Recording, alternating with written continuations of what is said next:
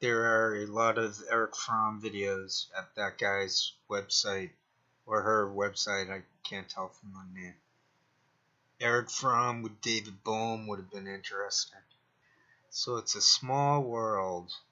This is Erich Fromm talking about Alan Watts. They both knew that Japanese writer guy, D.T. Suzuki. This is a Tokyo Shamp educational public information service.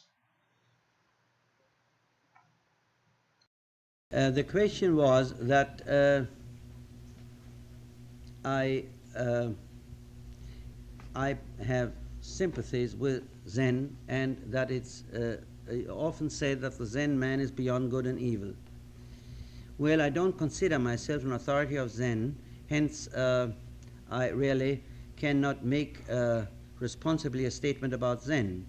But I have read many books about Zen. I had the privilege of having many conversations with Dr. Suzuki, and I indeed believe that the idea that, which for instance Mr. Watts has expressed in recently, that Zen is just a technique and has nothing to do with good and evil, this is not the Zen I have read, and this is not the Zen I have learned from Dr. Suzuki.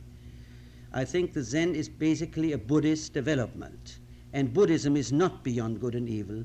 Buddhism is based on the compassion of man with all sentient beings, of a sense of identity with all life, which is not at all a technique of certain kinds of perceptions. Now, it is clear that Zen has often been misused by, in Japan, by certain social classes for their purposes. So has Christianity, so has every religion.